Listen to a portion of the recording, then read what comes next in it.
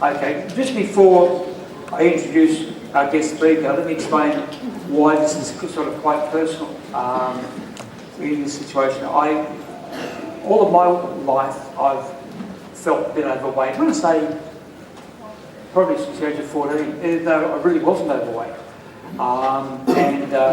About 24, 25, or the time when probably more like 28, when I, back right after karate training, got involved in other stuff, I just put on weight more and more. And my weight should be, I can't think in pounds anymore, about around figures 80 kilos. And I got about 100, average around 100, maybe 105 kilos, like I may have said earlier, I think. But because I trained in karate, I sort of probably got away with it because of my position or background and my skill in karate, but didn't feel good about it. Always going on diets, trying something, and you know, sort of 500 oranges before breakfast, and then 7 bananas, but 3 hours later, you know, trying all these weird things. I did everything, and I did what I thought were the healthy things. I got conned by. Then the supermarkets were selling marshmallows. I said, fat-free. Many marshmallows I like. The more I eat, the skinnier I get. It didn't work, you know. So I got conned by all the marketing stuff a bit, and basically what I tried never worked. And I heard the stories about, you know, you go crazy on a diet and then you end up giving up for one reason or another and putting on more weight. And I don't know if I actually put on more weight, but basically I just never stuck at it.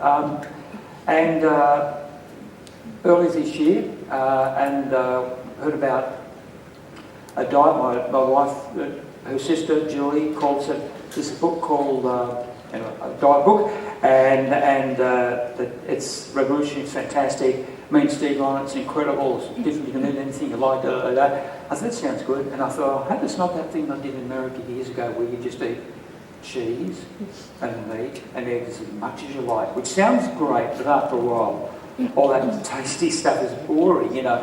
And she said, no, you can eat vegetables as well in the first week, and you can do that. And I thought, well, that sounds more balanced.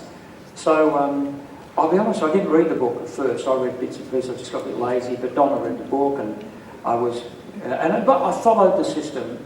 I obviously had to apply my discipline naturally, but there was certainly something about, I think, the nature of everything that was incredibly. Look, let me just tell you quickly what I do, and all I've got before here. This is what I did eat. I have bacon and eggs and mushrooms and tomato for breakfast with a piece of toast with stacks of butter. For lunch, I would have a nice salad sandwich, like bread and butter and stacks of dressing. For dinner, I'd have maybe a nice healthy stir fry. So I felt I was eating healthy food, but I'd have a couple of pieces of bread. And before I went to bed, I'd have 2 or 3 slices of toast with vegetables, cold toast, cold butter, so it didn't melt in. Stacks of Vegemite. Not that stupid English marmalade stuff. But then I'd have a Tupperware container full of what we call lollies, you call them candy, sweets, colour-coded with my licorice, all sorts of and I'd eat 8 or 10 bits of something a day. My homemade Rocky Road that's found in this world, and I've been doing it for 30 years. Coke, and I'd have maybe an average of 1, maybe 2 cans of Coke a day. And that kept me at about 91, 92 kilos. So I went on this diet, and yeah, I had to back off. I had tomato, I had bacon, eggs, tomato, mushroom for breakfast, but no bread. I had awesome salad, but for my salad I just did a creme fraiche, you know, did a hummus, some nice salt and whatever, and I have an awesome salad with whatever meat I like. Have stir fry or steamed fruit, but I don't have bread. When I have a carb meal, I have carb but without the fat, which so we'll talk about. I learned to make desserts, like as in natural yogurt with blueberry and blackberry and puree, and maybe a bit of sweet, put in a bit of banana and breadless pizzas and stuff like that. And basically, I lost my weight. I went down from 91 and stuck between 75 and a half and 79, and sort of follow hang. And what I'll do is when I'm down at sort of around the 75, 76, I'll get a bit liberal and I'll be loosened up and I won't feel too much pressure. I'll just eat a bit more liberally and I'll put on pretty quick. I'll be up to 79, 78 within a few days. But then I back off. And I don't starve myself. I just simply work. I eat disciplined and within 2 or 3 days it stripped right down. So I'm happy to play around with 3 or 4 kilos of fluctuation, always remaining really fairly light, and that's stuck, and I have no problem with the discipline. So it's unique. It's been unique. I see it as a combination of a diet and certainly my discipline. But Zoe's the guru of all this, so I'd like to introduce Zoe. Thank you very much. Zoe Hager.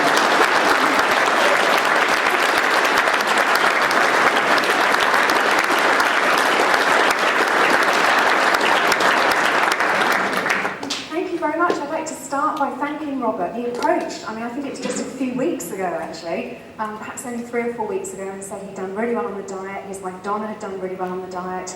He had this great conference going on, just happened to be the day we got back from holiday, and I said, yeah, it'd be really lovely to come along and talk to you guys. So no jet lag, but we've got the remnants of the tan still. I'm not going to talk too much about the diet. We have got some books at the back of the room if you want to know more about the diet. I'm going to give you the principles of weight loss, and I'm going to talk to you about some things that you may think you know about obesity, diet and nutrition, and hopefully some of these are going to really shock you, because there are some myths that we have been believing for a very long period of time that need to be knocked down because they're just not evidence-based. So if any of you like Blackadder, Malcolm Kendrick, a cardiologist who I have enormous regard for, said in his book, The Great Cholesterol Con, there are things that we've got wrong than a very wrong thing. So I'd like to go through 10 of those this morning. Now, to put it in perspective, researchers at the University of Florida, this was back in 1991, found that people would rather be blind, deaf, or lose a limb than obese. That was the research that they did. That's often been quoted since. And yet, we have 70% of America overweight, 33% obese. In the UK, it's 2/3 overweight, 25% obese, and the numbers are only going up. Now, we want to be slim more than anything in the world, and yet we have that level of obesity. That doesn't make sense. That's what I set out to research when I left Cambridge as an undergraduate a long time ago, and this is some of the research that I'm going to share with you now. So, first slide, this is how people think we lose weight at the moment. And I'm going to refer to these in terms of a general principle, and the general principle, you must have heard this: eat less, do more. Anne Widdecombe very famously said, she went on the Celebrity Fat Club, Fit Club, whatever it was called. She said if she wrote a diet book, it would basically say eat less, page 1, page 2 would say do more. I'm going to show you why that doesn't work and why it's actually fueling the obesity epidemic rather than curing it.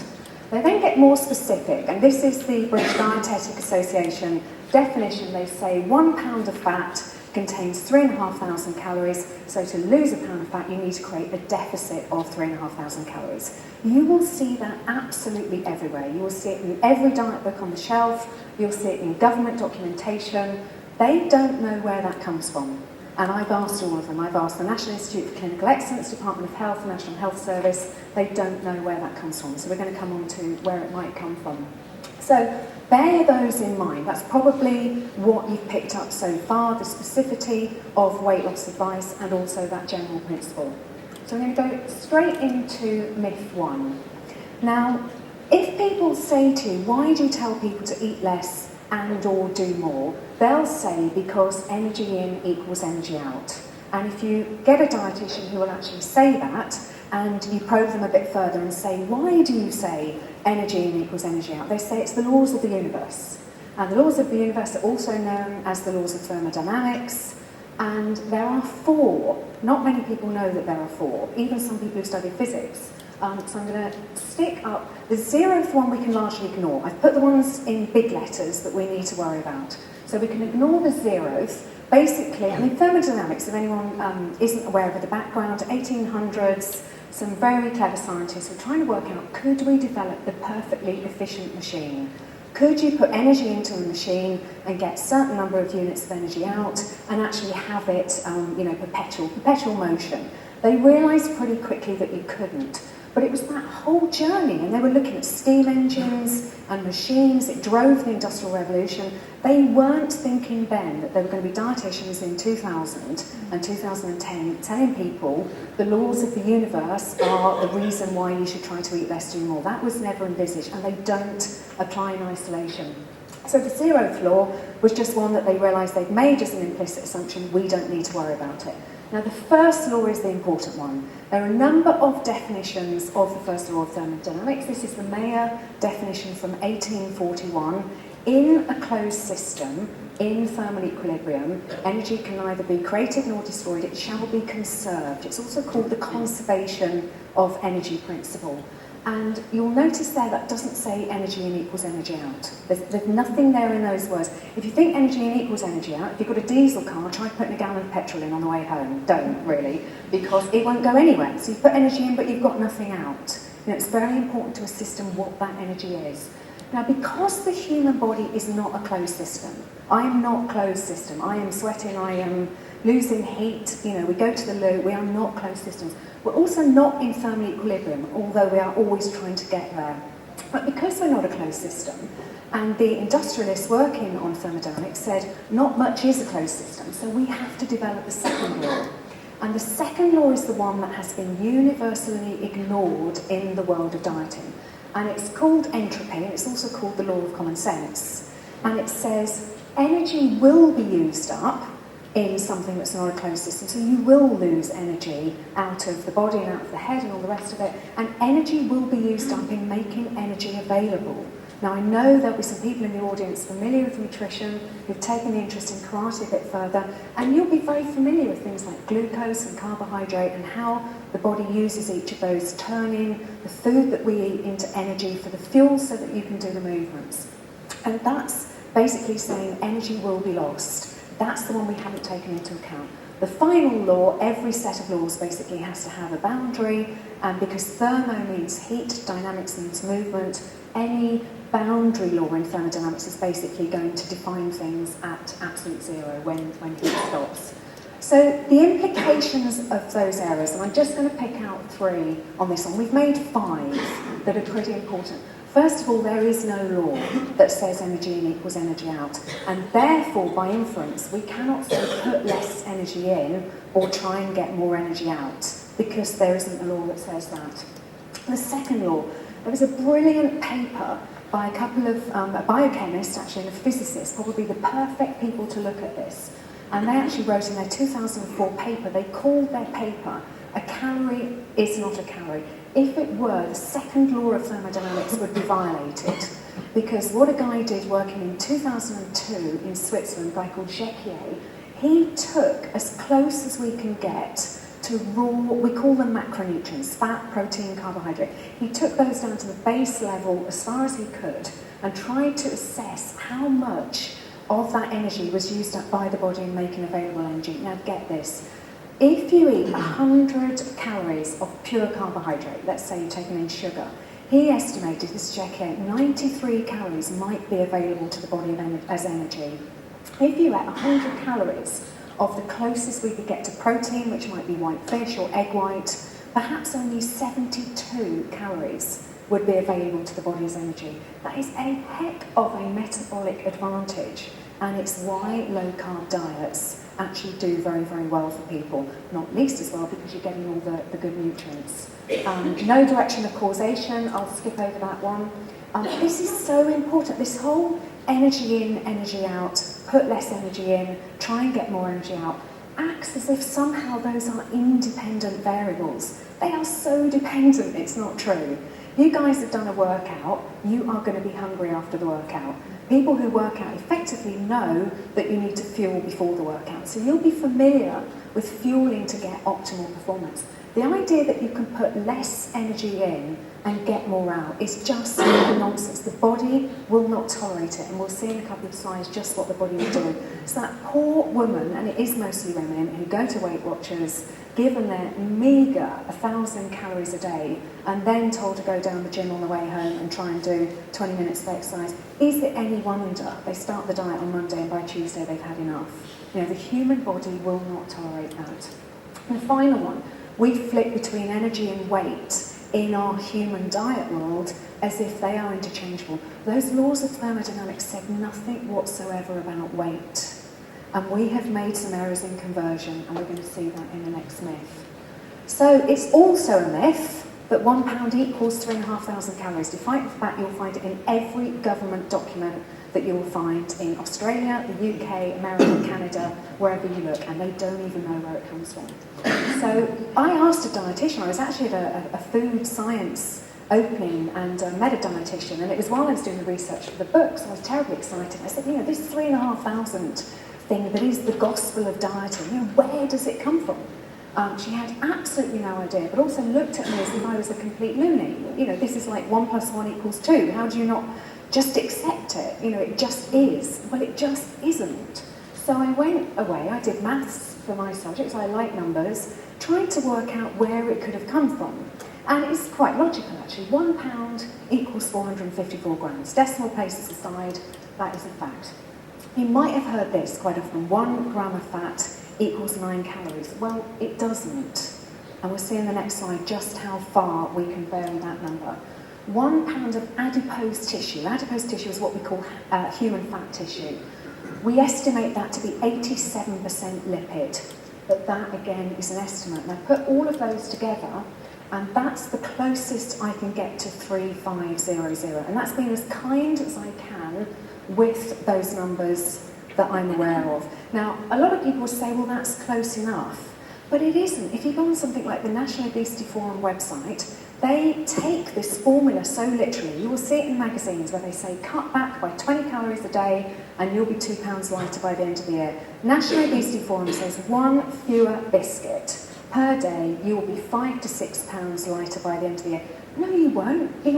What happens to the biscuit in that formula? There's a good rich tea in those 55 calories there. Are you going to be up or down, just depending on the formula being wrong? And we're going to see just how wrong the formula can get. So we're happy with that one. This is interesting because you've got the numbers here on the side. Actually, I can explain the references on this point here at the moment. There's a website which is noted at the bottom called theobesityepidemic.org. There are about 400 references in the obesity book. I wrote a book called The Obesity Epidemic, What Caused It, How Can We Stop It? I've kept the numbers for all references the same whenever I do a presentation from the book. They're all on the website, so if you go on theobesityepidemic.org/references, if you then look at those references, 79 to 83, those are the references behind this slide. And you can click through, wherever there's an original journal or a website, it will just click through for you. So it's making research as easy as possible. Now these numbers here, the 4.1, 4.19.3, you may have heard 1 gram of carbohydrate is approximately 4 calories, 1 gram of protein, approximately 4 calories, and 1 gram of fat, approximately 9. Well, you can see here that the original work, this was actually done in 1901 by Wilbur and Atwater, and they estimated that those were 4.1, 4.1, and 9.3. And their 9.3 was actually an average of a number of fats that they managed to measure. They basically developed the first calorimeter. So they managed to measure the actual calorie value of these pure substances. So 9.3 was an average. We've averaged it down again till 9. You'll start to see in a second just how much difference that makes. Olive oil, for example, in their original study was 9.4 calories. So for those of you who think olive oil is an important part of your diet, don't work on it being 9 calories a gram, because it isn't. Adipose tissue, the 87% estimate, would you believe, comes from a 1911 journal written by a guy called Bosenrad. But in the very same journal, we haven't tried to update this number since, in that very same journal, Bosenrad said it could be 72, it could be 87. I took 87 because I was trying to get as close to that 3,500 number as possible. You start taking the lower end, this is what happens. So we take the 8.7 calories to the fat. So I should say where that came from. The 8.7 came from some work that Dr. Jeffrey Livesey did for the United Nations back in 2002. People started to become aware that these were not accurate measures and suggested that they should be looked at again. Livesey was part of the panel asked to look at them. He recommended that we change them. They ignored him, so we are where we are.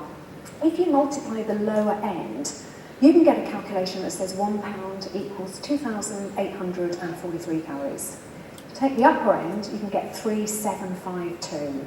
And indeed, in a 1959 seminal journal by Wisnowski, he works on the basis that 1 pound is 3,750 calories. Now, here's the interesting thing. Those, if I find my thingy, those numbers in red there are the pounds difference every single person on this planet should be each year just by us getting the formula wrong.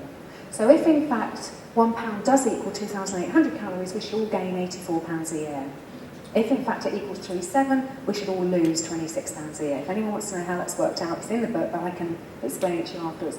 That's how mad that base number of the formula is. And they don't stop there, because they then go on to say, not knowing where the 3,500 comes from, not knowing that it's wrong, if you cut back by 3,500 calories, you will lose £1 of fat. So how many people have gone on a calorie-controlled diet? The idea is you cut back by 1,000 calories a day for 7 days, and you're supposed to lose £2. That's what the calorie theory promise is. So this is what has actually happened. And we have known since 1917 that this doesn't work.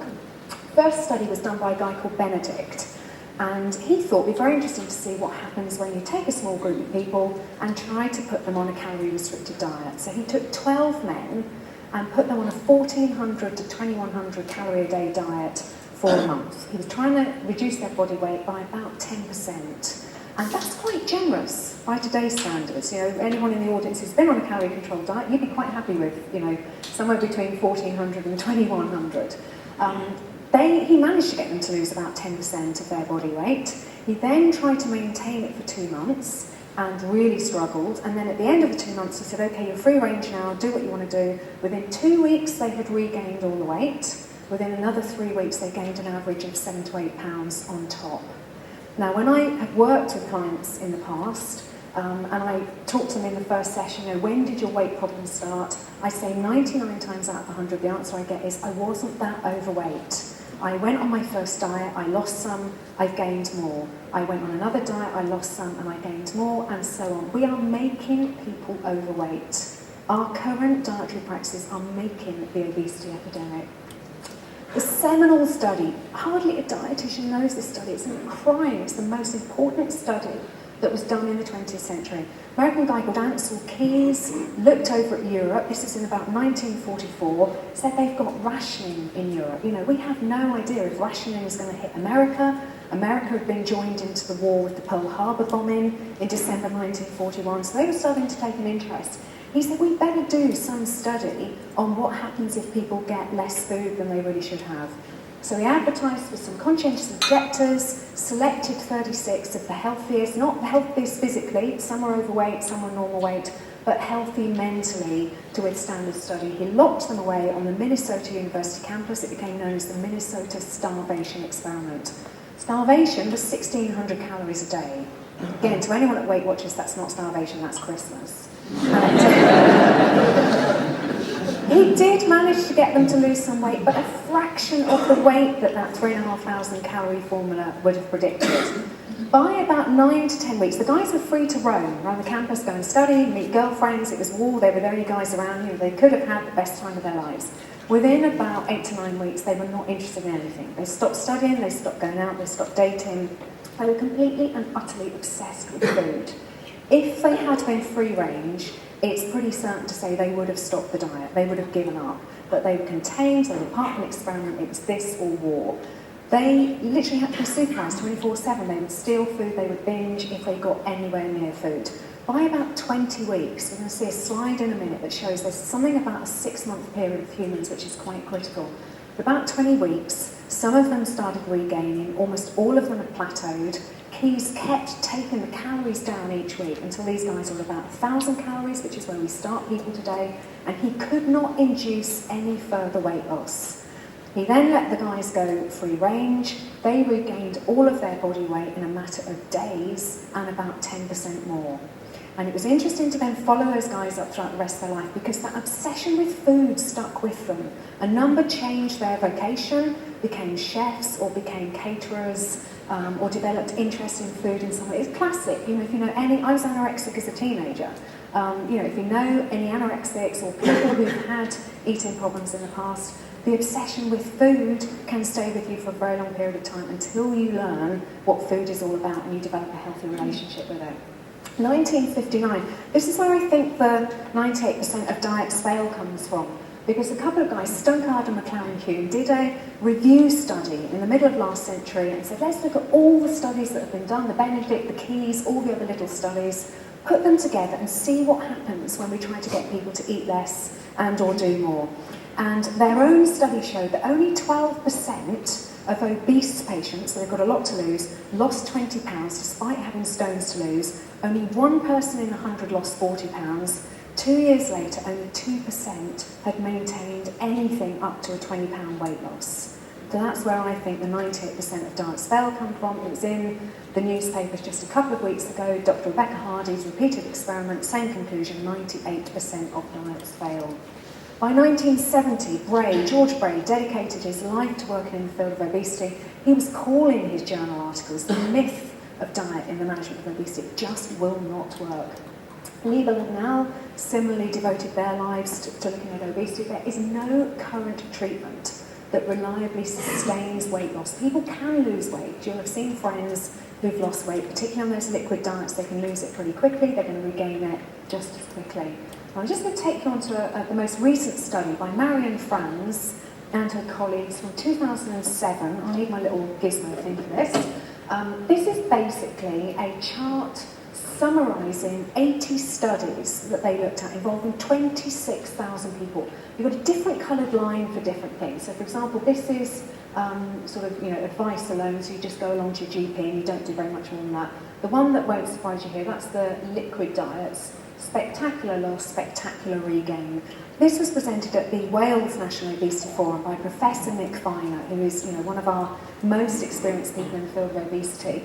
And he's one of the many groups of people who've basically given up on treating people with natural methods and has turned over to the bariatric route of we've just got a, I call it barbaric surgery, not bariatric surgery, we just got to staple stomachs and damage people, mutilate them in some way, rather than going back to what we ate before we had an obesity problem.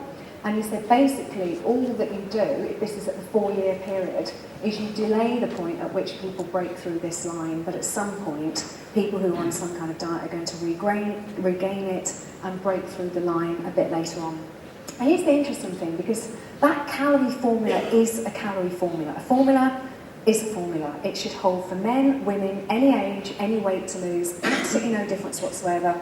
It says if you cut back by 1,000 calories a day, it doesn't matter if it's me, or if it's Dawn French, or if it's Michael Phelps, we're all supposed to lose the same amount of weight. And that's where the calorie formula says that we will be at 6 months. And you can see that that is lower than even the very low calorie diet there. Look what happens when you start to extrapolate this out. So that says we should have lost about 52 pounds at the 6-month period, and we should be down here at the 1-year period. Now, to put this in perspective, I do work in pounds. I'm about 110 pounds, and have been, I'm sorry Robert, every day for the last 15 years.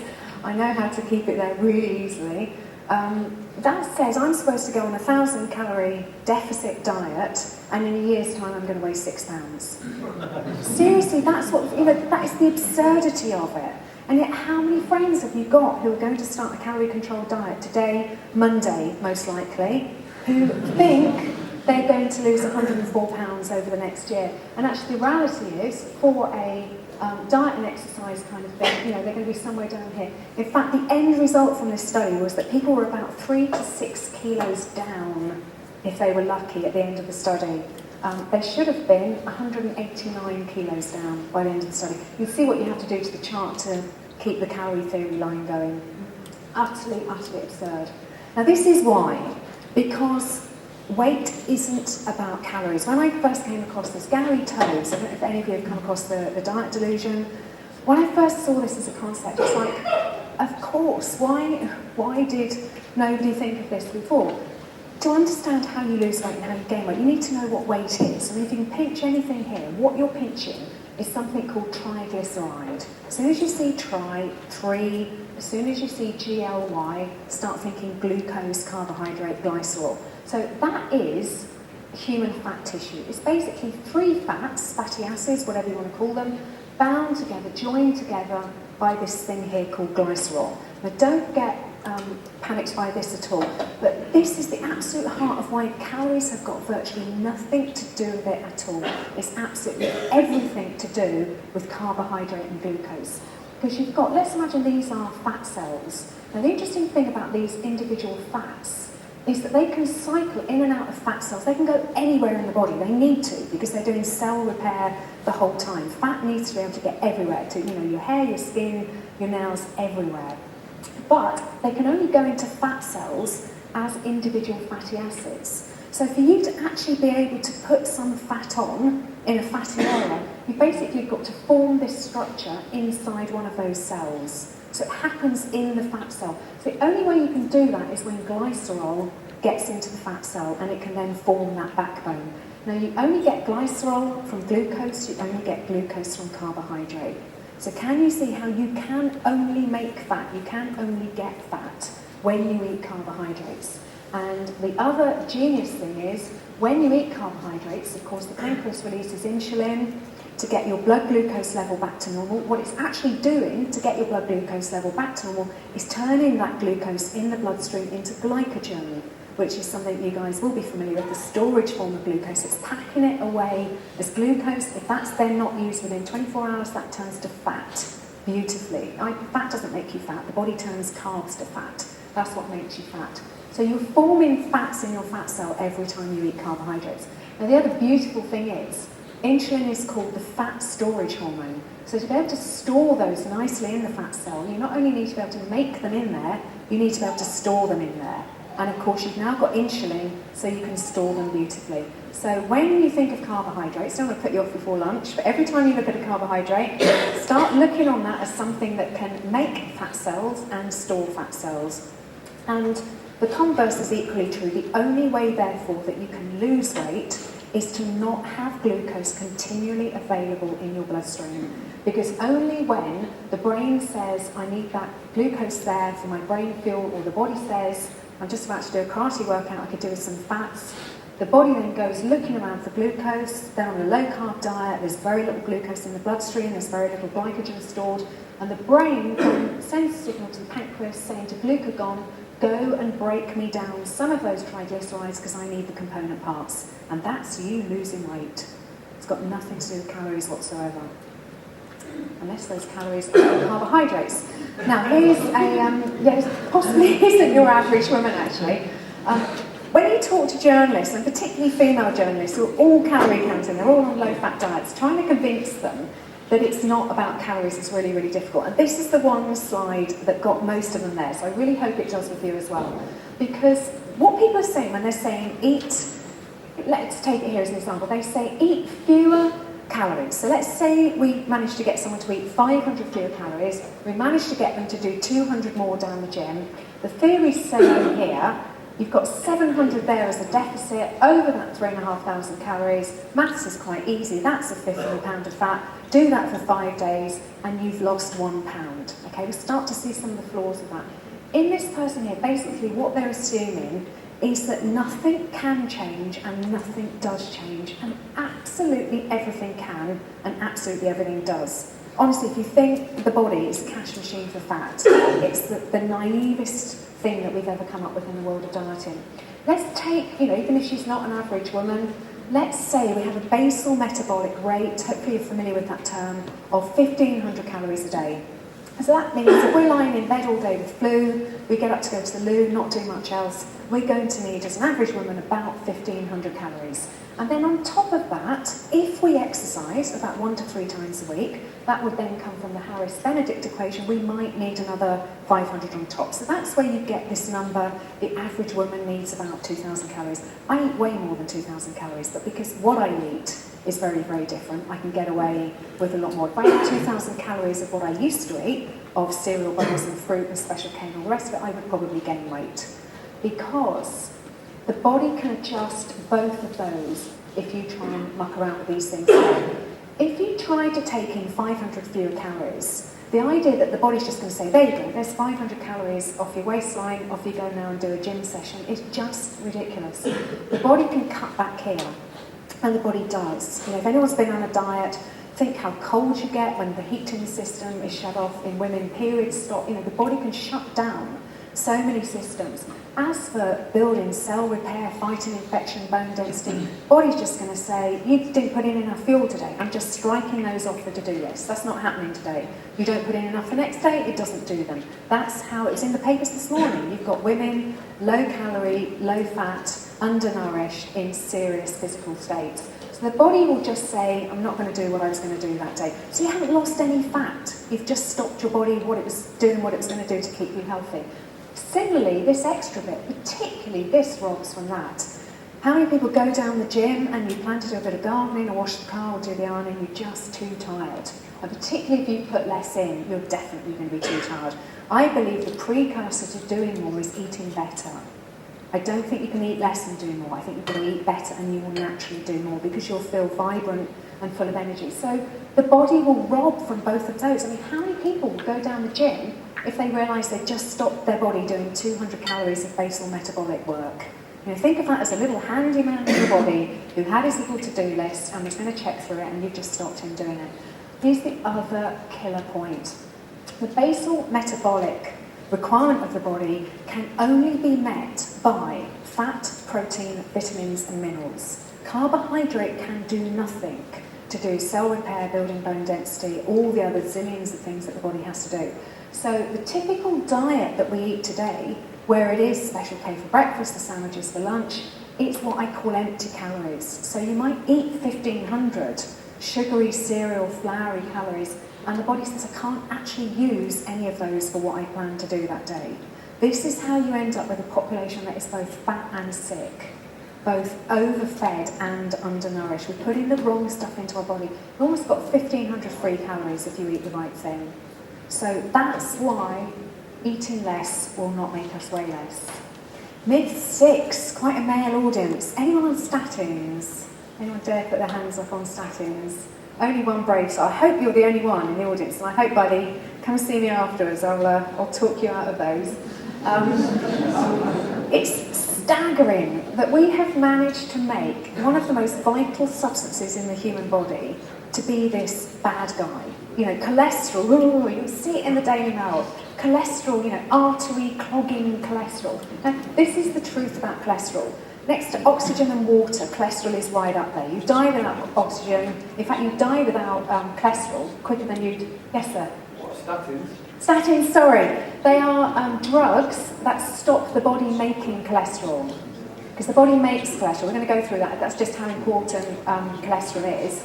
A statin, people think that statins are drugs that lower cholesterol. They do, but it's important to understand how they work. They stop the body producing it.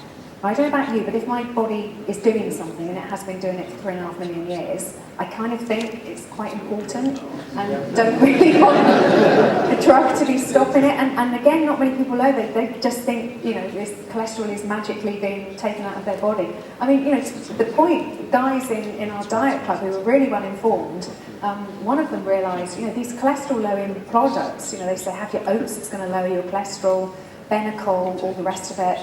You know, people should not be on those because you'll come to see that cholesterol is just so utterly vital. For any pregnant woman is on any cholesterol-lowering products, stop right now. Do not have Benecol, do not have those margarines because the last thing you can afford to have is your cholesterol lowered. Cholesterol is basically the key substance in every single cell. You have no cell in your body without cholesterol. You know, take cholesterol out of my body now, I'm a puddle on the floor, I am nothing. It's absolutely critical then for every single function in the body, from the brain to digestion, sex. One of the downsides, sorry, I shouldn't look at you, sir, but one of the downsides, there are a number of side effects of statins because you're stopping your body doing something fairly fundamental, but you know, cholesterol is fairly important in sex and reproduction. It's a very important part of our hormone system. Muscle aches are very common with people taking statins or trying to lower their cholesterol because they are such a crucial part of brain function, muscle function, everything. You know, how you operate without this, I don't know. Wrong one. Click the other one. Cholesterol is so vital that the body makes it. Now, you may have heard of things like essential nutrients, you know, essential fatty acids. What that means in nutrition, something that's essential, is you've got to eat it. Now, cholesterol is above that. It's so essential, the body will not rely on the fact that you have to eat it. The body will say, you know, you've got to make this stuff in your body because it's just too vital. I'm going to start trying to speed up here. This is really interesting. Anyone heard of good cholesterol and bad cholesterol? Yeah, everyone's heard of that, yeah? Okay, that's the formula for cholesterol. Next doctor that says to you there's good cholesterol and bad cholesterol, have that in your mind. Carbon 27, hydrogen 46, so that's the formula for cholesterol. If you want a bit of fun, ask them what the formula is for the good version and what the formula is for the bad version. Because there isn't. LDL and HDL are not even cholesterol. They are lipoproteins, high density lipoprotein, low density lipoprotein. Density is just something about size. Now imagine then, I mean, fat and water, you know, don't mix. If you drop olive oil in a glass of water, it doesn't mix. You know, fat is not water soluble. So when you've got fat travelling around your body to do its vital work, it can't be doing that in the bloodstream. This whole idea that fat is clogging up your arteries is just so hysterically funny. Fat is nowhere near your bloodstream in terms of getting near the arteries. It's in a taxi cab, it's in a lipoprotein in your bloodstream. Now, in those lipoproteins, yes, you do have cholesterol, but you also have protein, you have triglycerides, you have phospholipids. You know, they don't demonise any of those. They only demonise cholesterol, dare I suggest, because they've worked out how to lower it by stopping the body making it, and one statin-alone Lipitor is worth $12 billion. The statin-lowering industry with all the margarines and all the sprays and everything is absolutely phenomenal. Now, interestingly, they've realised for quite some time, any benefit that statins do have has got nothing to do with the cholesterol lowering. That is going to be seen in time as an unfortunate side effect. We believe that if statins have any benefit at all, and it's tiny, it's in a similar way to an anti-inflammatory, in which case you're back to aspirin, which is a lot cheaper, a lot safer, but not so good for the industry. I will speed through this bit actually. This is all in the book, so I'll skip through the formula. I'm going to show you some slides now. This may really, really shock you because they say you've got to have your cholesterol as low as possible. You'll have some GPs arbitrarily trying to get it to 5, some even trying to get it below 5. Okay, I had a bit of time last autumn. This took a couple of hours. You go to the World Health Organization website, they've got data for all 192 countries of the world. So this is not massage data, this is as raw as it gets. I'll send anyone who's interested the spreadsheet. And I took, for all the countries in the world, oops, I've got the right one. Right, this is males and heart disease. So here's all your little dots for all the 192 countries in the world. This is your average cholesterol level for each of those countries, and this is your death rate per 100,000 of the population from heart disease. Now, you can see there, that is a line going down, suggesting the higher your cholesterol, the lower your death rate. Not a strong trend. You've got an R squared there of 0.01, which is not strong, but it's not the other way around. What the government and the industry is telling you is it's in that direction. The lower your cholesterol, the lower your death rate. Gets worse. That's men and heart deaths. Here's women and heart deaths. You're starting to get into a much more significant correlation now. The higher your cholesterol for women, the lower your death rate, and it's quite marked. I mean, you know, if you want to be on that end of the line or that end of the line, there's no question. Yes, sir? Could that potentially be because of the psychological fact that women may be paying more attention to their weight rather than men? So they would use that to... I mean, all other things aside, that is literally just looking at cholesterol and deaths from heart disease. Now, women have fewer deaths from heart disease anyway, but we do know that it's particularly serious for women to be on statins. You read the Great Cholesterol Column, there's a great page where Malcolm Kendrick just says, you know, women should not take statins, women should not take statins, women should not take statins. He repeats it down the page, and he says, how often do I have to say this before people realise that lowering cholesterol in women is particularly dangerous. Women tend to have higher cholesterol levels, women tend to have lower death rates from heart disease. That immediately should make a sensible person in the street say, hang on, all the women have got higher cholesterol, they have far lower deaths from heart disease, it can't be cholesterol. But no, Lipitor is too lucrative for that kind of obvious little number to be taken away. But the mortality for women, you'll see the final chart, you know, here's the next chart. This is just heart disease, remember. So this is what they're telling you cholesterol's all about. Here's men and all deaths. So this is now deaths from cancer, heart disease. I mean, they're the main two big killers, but respiratory disease, anything else. That's starting to become pretty significant. That's your R squared. That's the strength of the relationship heading towards that magic half number. Look at that for women, 0.6 R squared. And again, you know, you'll find Honolulu studies, you'll find studies galore saying do not lower cholesterol, particularly in older people. You know, and that's where we start putting them on statins, because that's where they tend to show the heart disease, but you're going to increase people's chance of dying. So cholesterol is not the bad guy in any way, shape or form. Saturated fat is also not the bad guy in any way, shape or form. And here's what we got wrong with saturated fat. We haven't actually been talking about saturated fat all along, we've been talking about processed food. Here's the Government Food Standards Agency National Health Service list of what they consider to be saturated fat. Now look at some of those things on the list. I'm going to cross out for you everything that's a processed carbohydrate or a processed food. Now I'm really happy to join in any campaign banning biscuits, cakes, pastries, ice cream, sausages, pies, savoury snacks, sweets and chocolates, but they are not saturated fat. You know, condemn them because they're processed food, condemn them because they're carbohydrate. Interestingly, the main fat in almost all of those is unsaturated fat. Not that one is better or worse than any of the others, they are what they are, but it's not saturated fat. Now if you then cross out the ones that we just don't eat, you know, there's 1/8 of a coconut eaten per person in the whole world, and Sri Lanka eat 1,000 per person a year, so they're massively skewing it. You know, we just don't eat this stuff, don't be ridiculous. I mean, how many people know what ghee is, let alone have it as part of their diet? We eat 39. We got someone who does. Actually, somebody's Indian, they may well use that, and you know, good for them because it's a very healthy product. Butter we eat 39 grams of per week. We eat over 2 kilos of flour and sugar. And these idiots are trying to tell us you've got to cut back on your butter. You know, I mean, it's just mad. I'll whiz through these. This might be particularly shocking because you all know that the number one thing that you're supposed to avoid is saturated fat. You would think that this was highly evidence-based, we've done all the studies, we'd had people eating saturated fat and they'd all died, and people who weren't eating saturated fat were all fine. You might be interested to know we have never even done the study. The time we changed our dietary advice, this is in the original COMA document, the Committee on Medical Aspects. There has been no controlled clinical trial of the effects of decreasing dietary intake of saturated fatty acids on the incidence of heart disease. Now, I wrote to the Food Standards Agency and said, why do you tell people to eat less fat?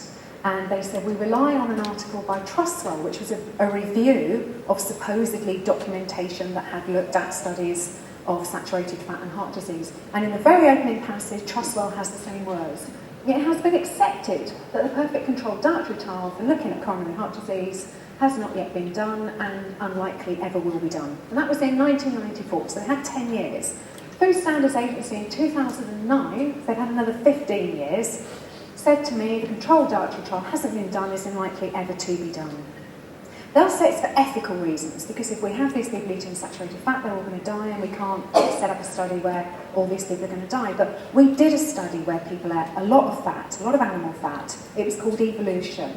For 3.5 million years, we ate every single part of any animal we could get our hands on. You know, the Ice Age only ended 10,000 years ago. That was a 30,000 year period when there was no all bran or Special K or fruits or vegetables. You know, it was meat and fish and animals and anything that moved. And they're not going to do the trial. I'll tell you why they can't do the trial. Because you cannot eat saturated fat. There is nothing you could pick up and actually eat that is saturated fat. When nature puts fat in foods, she puts all the fats in all the foods. So a nut, a fish, a meat will all have saturated, monounsaturated and polyunsaturated fat. They just happen in different amounts. So the idea that I can say to you guys, right, you're going to cut back on saturated fat and you're going to eat more, you could not design a diet that would actually achieve that. If I tell you there is more unsaturated fat in meat than saturated, there's more unsaturated fat in eggs, there's more unsaturated fat in lard than saturated. That is how wrong our evidence is. In a pork chop, 100 grams, about 1.5 grams is saturated fat, about 2.3 is unsaturated. Not that either is better or worse than any other. Nature puts them in all the foods because we need them all. You get more of one in fish and more of one in meat, and you get your swings and roundabouts. That's what nature does. She's really not trying to kill us. 5 a day. Anyone trying to get their 5 a day? Hopefully you won't bother anymore. 5 a day is a fairy story, which is why I put once upon a time. Started in 1991 in California. There was a meeting of the American National Cancer Foundation. They've since trademarked the term 5 a day. And the Produce for Better Health Foundation, which was an organisation, 25 companies were part of it. They were berry companies, veg companies, fruit companies, logistics companies, companies that stood to gain if we all started eating more fruits and vegetables. Now, cancer obviously thought at the time there must be some benefit of cancer, but there was none at the time that this was launched. And this was not launched with any evidence base. I think it's 7 a day in Australia, I think it's 9 a day now in America, 4 a day in Ireland. I mean, it's just plagiarised because it had no evidence base to start with. They produced the reports from an EPIC study. It's called the European Prospective Investigation into Cancer. They came out last year. You may have seen some of them in the press. April last year they released the European figures, and they basically said there is so little difference when people eat 5 a day versus when they don't, that we cannot say that there's any benefit whatsoever for cancer. Interestingly, they put people into 5 groups. This is a study of 500,000 people across 20 odd countries across Europe. And when you took people who ate virtually no fruit and veg a day, I mean, I don't know what they were doing, and some who were having up to 1 kilo, there was no difference in cancer between any of the groups. Now, the British guy reported at the end of November last year, and the British guy says, the possibility that fruit and vegetables may help to reduce the risk of cancer has been studied for over 30 years, but no protective effects have been firmly established. Isn't it interesting that we've been studying it for 30 years, which is when we first made it up? So since the time we made it up, we've been trying to post-rationalise it, and we've not been able to post-rationalise it. Just a couple of quick things on, I've looked in my book and said, is it still a good thing to do? Well, no, it's not. We've got to separate fruit and vegetables. Veg are quite nutritious. Fruit is fueling the obesity epidemic. Fruit is basically glucose and fructose, which is what sucrose table sugar breaks down into. So childhood obesity is being fueled by well-intentioned mums trying to get 5 a day into little Johnny. Fruit is not that nutritious. There are 13 vitamins. Fruit's good for one of them, vitamin C. Veg is better. And it's good for 1 mineral, potassium. No one's short of potassium. Fruit and obesity, as I've said, it's full in it. And to me, this is the most important one. Our number one piece of dietary advice, we have a 5 a day National Health Service website. They have 5 a day coordinators in America, for goodness sake. You can actually have a job where you are a 5 a day coordinator, and there is no evidence whatsoever. There's no evidence for drinking 8 glasses of water a day. There's no evidence for our saturated fat intake. Came out very recently. Any drinkers in the audience will be thrilled to know alcohol units were also numbers plucked out of the air. No evidence.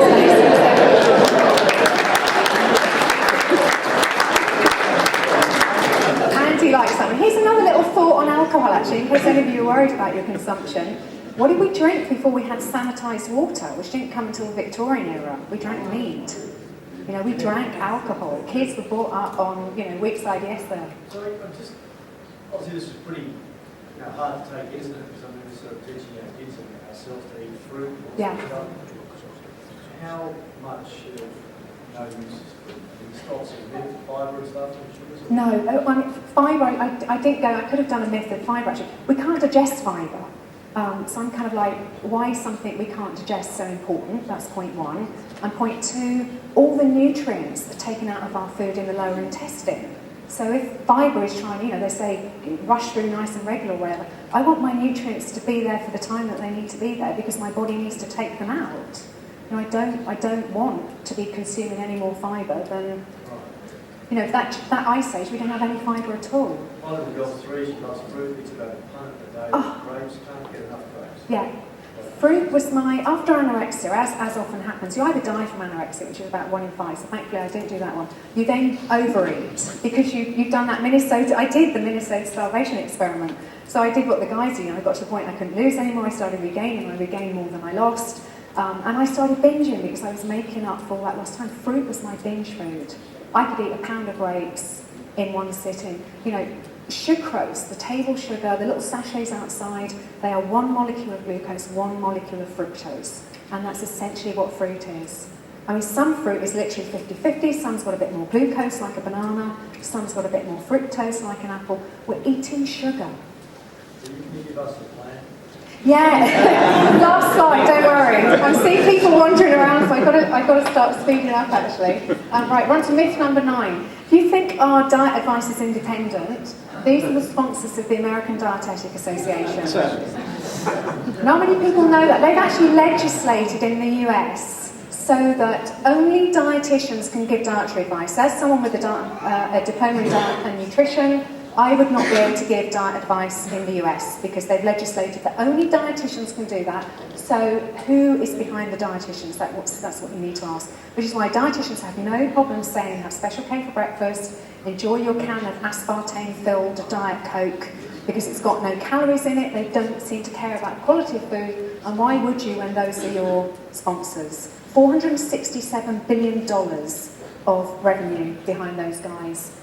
PepsiCo, I just picked out, is the largest single food and drink company in the world. If you lined up all the countries in the world, PepsiCo is bigger than 60% of them.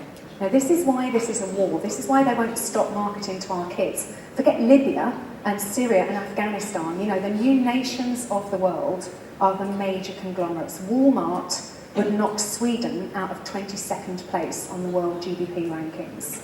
That's what we're up against. And there is a way that we can combat it. I don't eat any of their foods. If we all don't eat any of their foods, they die overnight. And that is what I would love to happen. Here's for... Will, I hate them.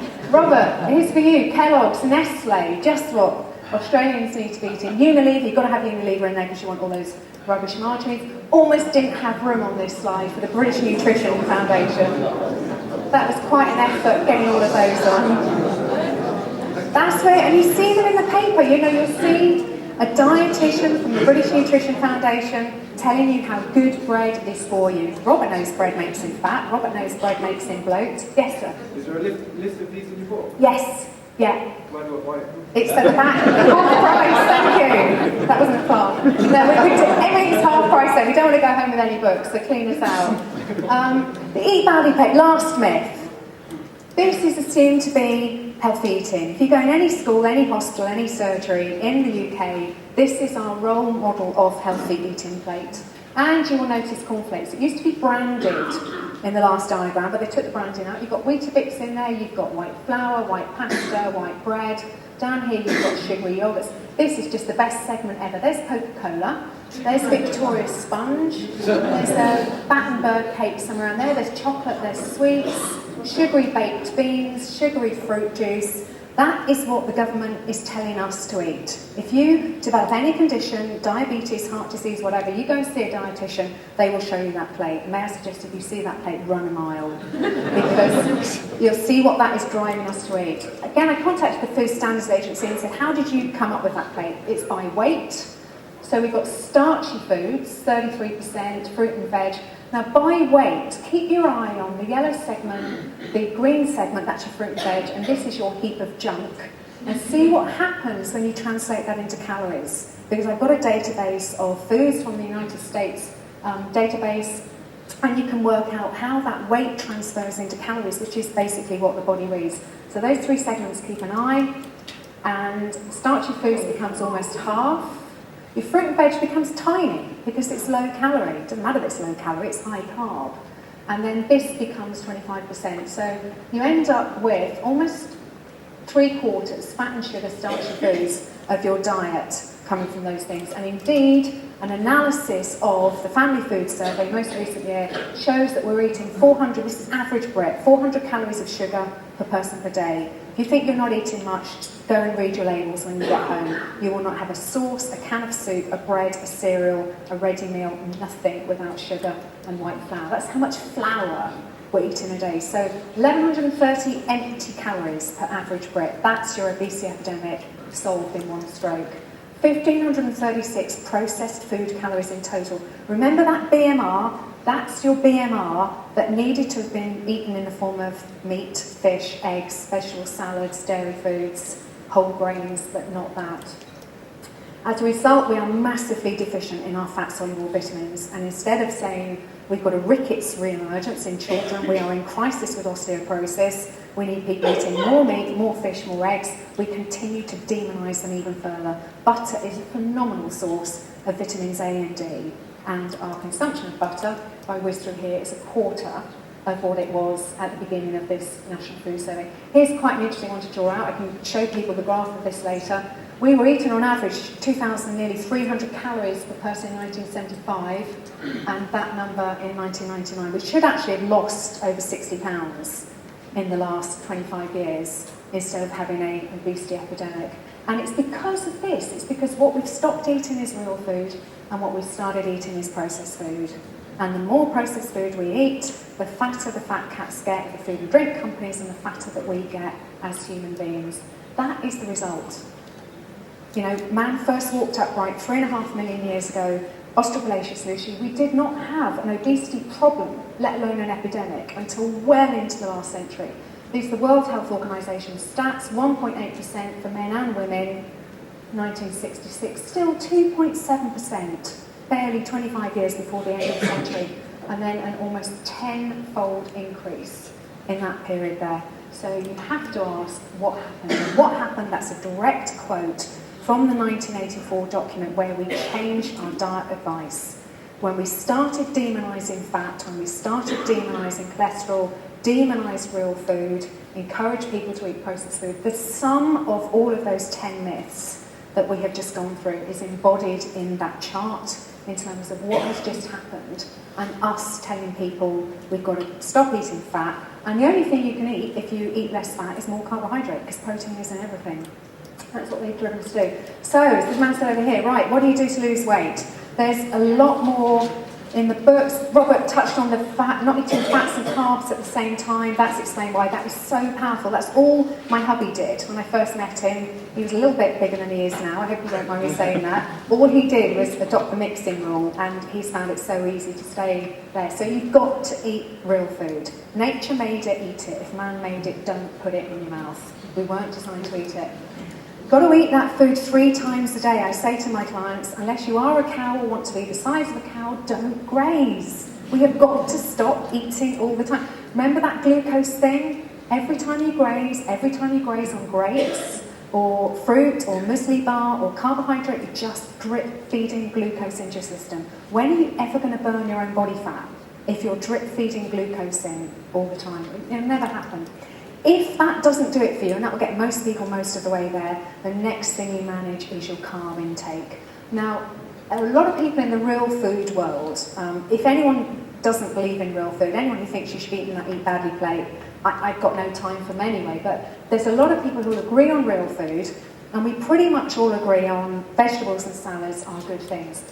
Here is where we diverge, and this is quite interesting, because I used to be veggie until I started all this studying. I was a veggie for almost 20 years before the final studying for that book, and that's when I realised we just cannot get all the things that we need from plant food. It is just nutritionally impossible. So the plant guys, you might have heard Michael Pollan here, famous quote there, eat food, mostly plants, not too much.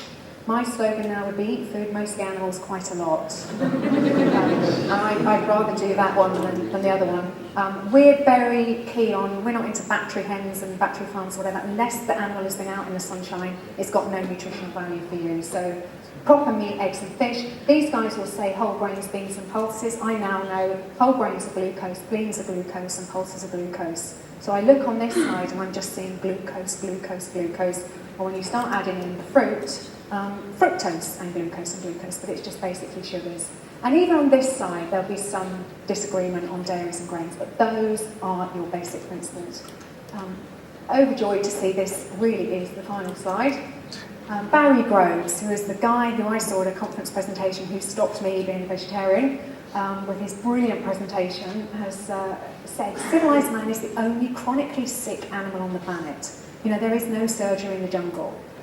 Only our pets, who we manage to make fat and sick with the manufactured food that we give them, need vets. You know, the animals in the wild don't.